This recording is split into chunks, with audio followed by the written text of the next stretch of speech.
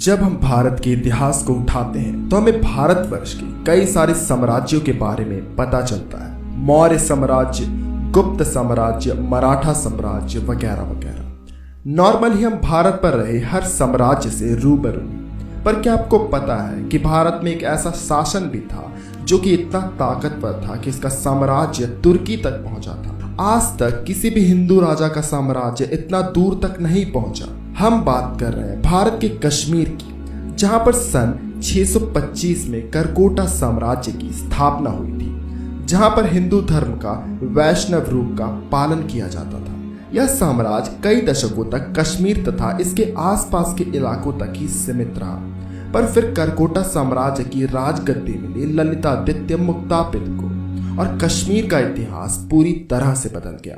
12वीं शताब्दी में रजत रंगिनी नाम की एक इतिहास की किताब को लिखा गया, जिसमें कि कश्मीर का पूरा इतिहास बसा हुआ था।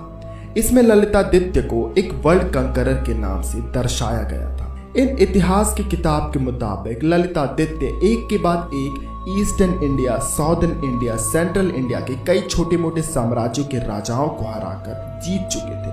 यहाँ तक कि वो इतने शक्तिशाली हो चुके थे कि उनका साम्राज्य अफगानिस्तान को क्रॉस करके तुर्की तक पहुंच चुका था। ललितादित्य भले ही करकोटा डायनेस्टी के राजा थे, पर उन्होंने ज्यादातर जीवन मिलिट्री करियर में ही गुजार दिया था, इसलिए उन्हें अलेक्जेंडर ऑफ कश्मीर भी कहा जाता था। भारत के उत्तरी साइड में पावरफुल गुप्त एम्पायर का राज था। इन्हें हराना कोई आम बात नहीं थी, पर 8वीं शताब्दी में गुप्त एम्पायर गिर गया और अब पूरा भारत छोटे मोटे साम्राज्यों में बढ़ चुका था। पूरे भारत में चारों तरफ पॉलिटिकल क्राइसिस था, पर भारत के अलेक्जेंडर को इसमें एक मौका दे गया और एक के बाद एक ललितादित्य ने इन साम्राज्यों पर धावा बोला और इन्हें अपने नाम करते गए। कहा जाता है कि उस समय चाइनीज मिलिट्री स्ट्रैटेजी भारत की मिलिट्री स्ट्रैटेजी से काफी ज्यादा ताकतवर थी। इसका बखूबी फायदा ललितादित्य ने उठाया। उन्होंने अपनी आर्मी में कई सारे चाइनीज स्ट्रैटेजिस्ट को रखा, जिसकी मदद से ललितादित्य की छोटी सी सेना बड़े बड़े सैनिकों की टोली को ध्वस्त कर देती थी। इनका विजय रथ कन्नौज के राजा यशोवर्मन को हराकर शुरू हुआ था। इसके बाद इन्होंने गौड़ को जीता, जिसे आज हम बंगाल के नाम से जानते हैं। फिर इन्होंने दक्कन में राष्ट्रकूटों पर हमला कर दिया, पर 1747 ईस्वी में तिब्बतियों ने कश्मीर पर आक्रमण कर दिया था। इस कारण ललितादित्य को सारा कुछ छोड़कर कश्मीर पर फोकस करना पड़ा। ललितादित्य ने तिब्बतियों को हराने के लिए चाइना से मदद मांगी थी, क्योंकि दोनों का दुश्मन लगभग सेम ही था, पर चाइना ने मना कर दिया था और ललितादित्य ने अकेले ही तिब्बतियों को हरा दिया। इसलिए कश्मीर के लोग चैत्र के दूसरे दिन को विजय दिवस के रूप में भी सेलिब्रेट करते थे। उस समय कश्मीर में झेलम नदी के कारण कश्मीर में हमेशा भारी बाढ़ आ जाता था। इस कारण उन्होंने नदी में कैनल्स बनवाए थे, जिससे कि मानव बस्तियां खराब न हो। लोगों के लिए वाटर व्हील्स बनाया गया था, जिससे कि खेतों में अच्छे से पानी पहुंच सके। उन्होंने कई सारे शहरों का निर्माण भी कराया था, जिसमें कि सबसे मुख्य था करकोटा साम्राज्य की राजधानी परिहंसपुर, जिसे आज परसपुर के नाम से जाना जाता है। यहाँ पर आज भी उस शहर के अवशेष मिलते हैं। उन्होंने अपने साम्राज्य में कई सारे मंदिर बनाए थे, जिसमें मोस्टली भगवान विष्णु, भगवान शिव और भगवान सूर्य को समर्पित थे। साथ ही उन्होंने भगवान बुद्ध के लिए भी कई सारे स्तूपों का निर्माण करवाया था। उन्होंने 3600 किलो चांदी के परिहंस केशव की मूर्ति बनाई थी।